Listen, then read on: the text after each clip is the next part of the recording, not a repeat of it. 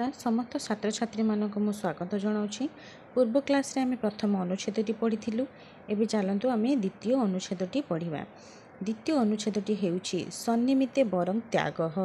यार अर्थ सत्कार्य दान मंगलप्रद होइथाए। तो चलतु एबे आम विषयटी को पढ़ा। पुरा बोधिसत्व ब्राह्मण कूले जातः स अत्यंत मेधावी।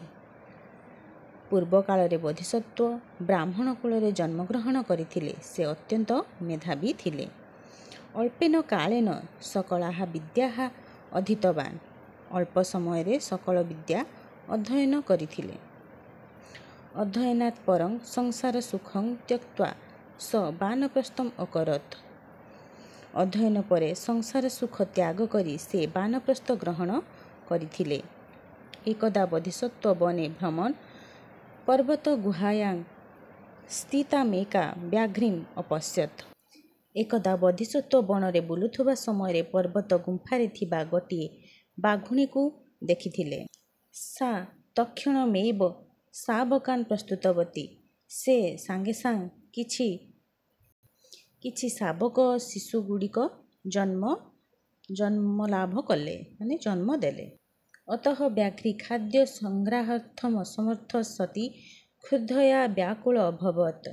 अतः तेणु व्याघ्री खाद्य संग्रह करिया पई से अक्षम होइथिला एवं भोकरे व्याकुल हेउथिला। दयालु बोधिसत्व तस्या व्याकुलतया ज्ञात्वा चिंतितवान। बोधिसत्व से बहुत दयालु थिले। से कौन कले ना से तार व्याकुलता देखि चिंता कले। हन्तः जीवनस्य दुःखम। हाय जीवनर दुख। अत्र खाद्यं कः दास्यति। एबे याको एठी किए खाद्य एबे याको किए खाद्य एबे दब। खाद्यं बिना व्याघ्री मरिष्यति एव। खाद्य बिना खाद्य भावरे ये व्याघ्री जनक मरि पारंती। मम इदम अनित्यं शरीरं वृथा भविष्यति। मोर एही क्षणभंगुर शरीर वृथा होइजिब। अतः मम शरीरं व्याघ्रः जीवनं रक्षिष्यामि। एणु मोर शरीर व्याघुणीर जीवन रक्षा करिबी। मोर शरीर द्वारा व्याघुणीर जीवन रक्षा करिबी। इति निश्चित्य स महात्मा व्याघ्री समीपं गतः। यह निश्चित बोले मन करी से महात्मा कौन किए बोधिसत्व व्याघ्री पाखकू गला। व्याघ्री अपि तं भुक्त्वा तृप्ता जाता। व्याघ्री मध्य ताको बोधिसत्व को खाई सी तृप्ति अनुभव कला। एवं भगवान बुद्ध शतबारं परार्थे प्राणां त्यक्तवान। एपरि भगवान बुद्ध 100 बार पर पाई प्राण देले। साधुक्तं धनानि जीवितं चैव परार्थे प्राज्ञ उत्सृजेत्। सन्निमित्ते वरं त्याग विनाशे नियते सति।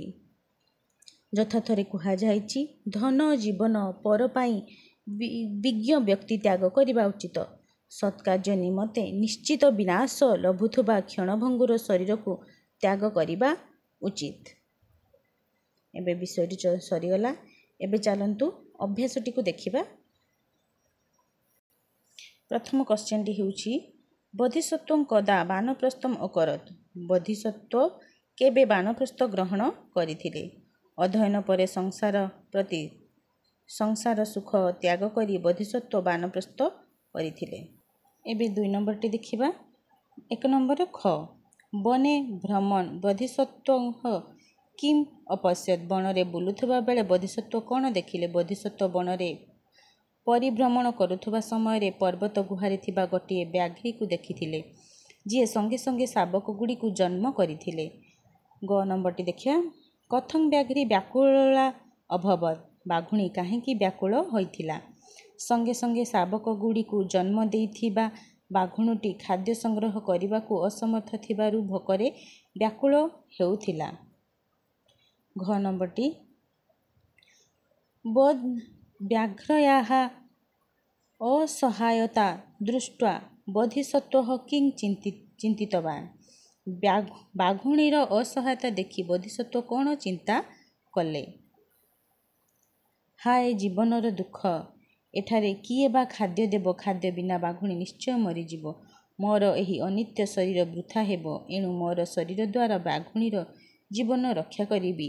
ଏହିଭଳି ବାଘୁଣୀର ଅସହାୟତାକୁ ଦେଖି ବୋଧିସତ୍ତ୍ୱ ଚିନ୍ତା କରିଥିଲେ।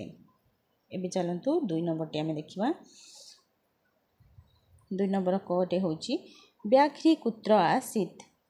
ବାଘୁଣୀ କେଉଁଠି ଥିଲା? ବ୍ୟାଘ୍ରୀ ପର୍ବତ ଗୁହାରେ ରହୁଥିଲା।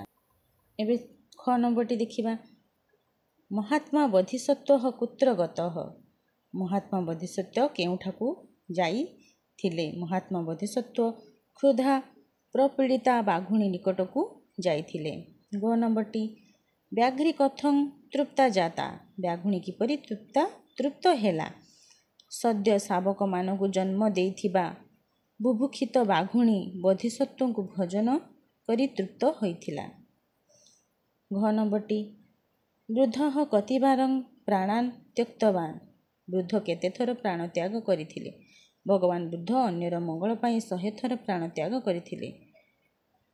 ଧନାନି ଜୀବିତଂ ଚ କିଂ ନିମିତ୍ତଂ ଉତ୍ସୃଜେତ୍।